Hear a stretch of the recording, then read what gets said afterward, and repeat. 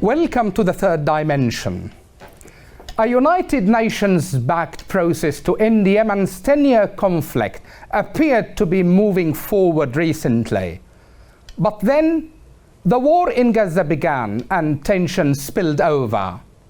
The Houthis began a relentless campaign of missiles and drone attacks targeting ships in the Red Sea and the Gulf of Aden. The Houthis initially claimed their attacks were acts of solidarity with Palestinians facing Israeli bombardment in Gaza. However, as the strikes continued and the economic disruptions mounted, it became clear that the Houthi goals extended beyond just expressing support for the Palestinians. Meanwhile, in a bid to compel the Houthis to stop their attacks, the United States and the United Kingdom launched airstrikes against Houthi offensive capabilities. Yet, the attacks continued unabated.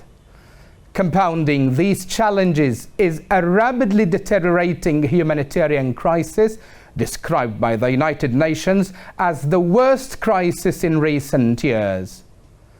Amid all these challenges, moves to end Yemen's plight are at standstill, threatening further woe for a country on its knees.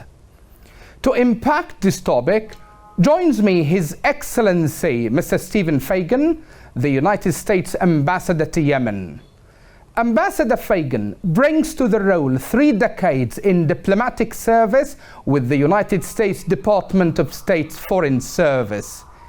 He has represented his country on the world stage, shaping international relations and policy decisions.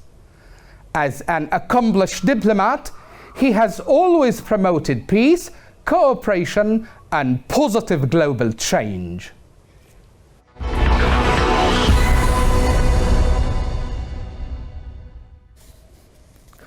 Mr. Ambassador, welcome to the program. Hello, thank you. Thank you so much. Okay. Thank you for the opportunity to join your show today. Thank you. If we just start straight away, Mr. Ambassador, now a decade of conflict in Yemen, okay? After a decade of conflict in Yemen, how would you assess the current situation, and how much of a role has the United States played in resolving this bloody conflict? No, thank you so much for that very important question. And look, this conflict, which has gone on for 10 years already, has been absolutely devastating for Yemen and its people, setting the country back by years. 400,000 Yemenis have died directly or indirectly as a result of the conflict. And it's created one of the world's worst humanitarian crises. This is absolutely appalling. When President Biden took office in 2021, he immediately raised U.S. efforts to try to bring about a comprehensive resolution to this conflict, which included naming a special envoy for Yemen on top of the role that I am in as ambassador. That special envoy is Tim Lenderking. And U.S. diplomacy, I believe, has been critical in the advances we have made in trying to resolve this conflict. In April 2022, as you know, under UN mediation, the conflict parties agreed to a truce. And while technically that truce has expired, the terms are largely being observed. And as a result, the conflict has been dramatically reduced in scope inside of Yemen, leading to real humanitarian gains. And that is absolutely something we want to preserve. And again, U.S. diplomacy has been a very big part of that. Unfortunately, the developments of the last few months have set back this process. These Houthi attacks on international shipping are disrupting global commerce, are impeding freedom of navigation, They are dangerous. They are illegal. They are, frankly, appalling. Yeah. And they absolutely have to stop. But also in launching these attacks, well, these attacks are completely inconsistent with a peace process for Yemen. In fact, if we manage to further advance the peace process, we need to move from a truce to a permanent, durable ceasefire. And attacking shipping is exactly the opposite of a ceasefire. Yeah. Thank you for the question. Okay. Now, to elaborate on Houthi attacks, Mr. Ambassador, okay, some observers say it seems the U.S. has been always supportive of the United Nations-led process in Yemen, okay? But because of this development, okay, now the focus is on containing the Houthi threat more than on what we call pushing for a political process. And this makes Yemenis worried. How do you respond?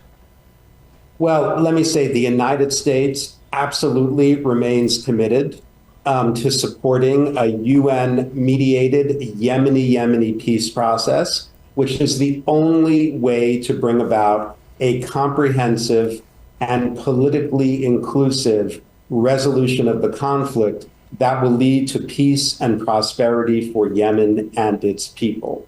Okay. But as I said earlier, what the Houthis are doing with these attacks is simply incompatible with this peace process. So this is fundamentally on the Houthis. It's their actions that have impeded this peace process. Okay. Now, the United States has designated the Houthis as a terrorist group organization as a kind of putting pressure onto this rebel group, okay? The question is, do you see, Mr. Ambassador, do you see an evidence that this designation plus the airstrikes have deterred the groups?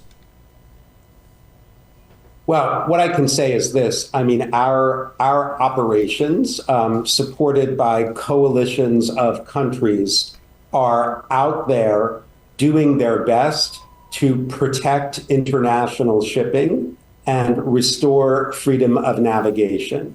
Were we not to have these operations in place, to be frank, the Houthis would be hitting vessels. They might be sinking vessels. They'd be causing unbelievable environmental damage, possibly as well. Yeah. So these operations to protect shipping, to degrade Houthi capabilities have been absolutely critical to enabling shipping to continue to move through these waters. Regarding the sanction of the Houthis as a specially designated global terrorist, this has also been a critical effort to place economic pressure on the Houthis. We are confident they are feeling more pressure. At the same time, when we put this designation in place, we wanted the designation to hit the Houthis and pressure the Houthis and not harm the Yemeni people. And that's why, with the designation, the U.S. Treasury Department also issued a number of licenses to protect the Yemeni people. Yeah. These are licenses that facilitate the continued provision of humanitarian aid, that allow for and facilitate the import into northern areas of Yemen of basic commodities, licenses that also facilitate Yemenis continuing to be able to send remittances to their families inside of Yemen. Okay. Mr. Ambassador, despite some divisions over what constitutes proportionate and legal action among United Nations Security Council members' response to Houthi attacks, still there is what we call an international front apparent, and this international front is supported by the United Nations Security Council Resolution 27 and 22. My question is, to what extent such divisions, and specifically between US, UK, Russia and China, may complicate a further multilateral action against the Houthis? Yes, well, as I said earlier, we worked to build a large coalition of countries to work with us across multiple lines of effort to address these unprecedented Houthi attacks on international shipping that are impeding global trade, impeding freedom of navigation, and frankly, making it more difficult for importers to bring critical supplies into Yemen. These coalitions cut across countries across the globe, and we are working with all of our partners, with Security Council members to try to address this issue. I want to call your attention to a Security Council, our actions in the Security Council that brought all members of the Security Council together to condemn the Houthis. Yes, okay. Now, if we may shift, Mr. Ambassador, to the humanitarian crisis in Yemen, and there have been reduction in the humanitarian response plan budgets, and the recent Brussels meeting, okay, is a clear example of this. According to the Norwegian Council, they said as if the world has turned its back to Yemen, but we know that the United States is the biggest donors to Yemen. How would you elaborate on this? No, thank you. And the United States remains absolutely committed to meeting the humanitarian needs of the Yemeni people. We were able to announce $220 million in additional humanitarian aid at the meeting in Brussels last week. That brings our total humanitarian aid contributions to Yemen since the conflict began to almost $6 billion. So this remains a priority for the U.S. government. Yemen remains one of the largest recipients of U.S. government humanitarian assistance, and I'm confident that we will continue to be a top donor to meet Yemen's humanitarian needs. We're also working hard to marshal the support of other donors to keep on meeting these needs. And I'll also add that in April, we signed a 5-year assistance agreement, a bilateral agreement between the U.S. government and the Yemeni government that is further demonstration of our commitment to meet the needs of the Yemeni people. Okay. Now, a final point, if you may, Mr. Ambassador, okay? Now, as you talk, millions of Yemenis are watching and listening to you, and they are worried that peace has been distracted by the Houthi attacks in the Red Sea, okay? By the virtue of your position as a top US diplomat, Mr. Ambassador, okay? What would you say to Yemenis, and is peace still possible amid all these challenges? No, thank you. Let me just say that the Yemeni people deserve better.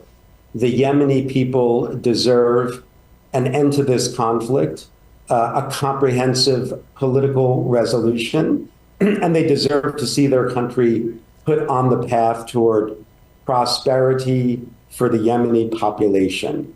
The United States remains committed to supporting this peace process. I believe we will see it through to the end. We will see that day. As I said in response to some of the other questions, unfortunately, the Houthi attacks have set things back.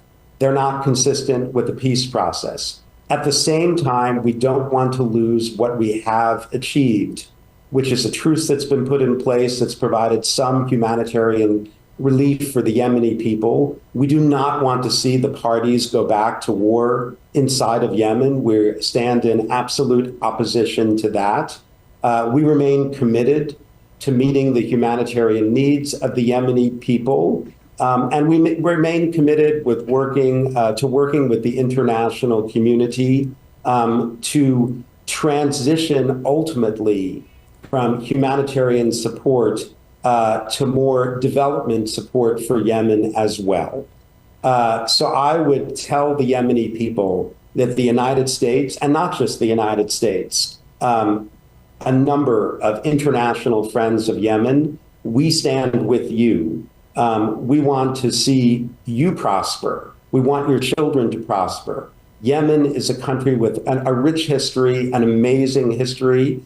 In fact, with some of the world's most impressive and important historical monuments as well. And Yemen and Yemenis deserve better. With that hopeful message, Mr. Ambassador, we come to the end of this interview. Thank you so much for talking to Yemen Today TV, and thank you for your time and insights. Thank you. That's all for this week. See you next time with a new edition of The Third Dimension.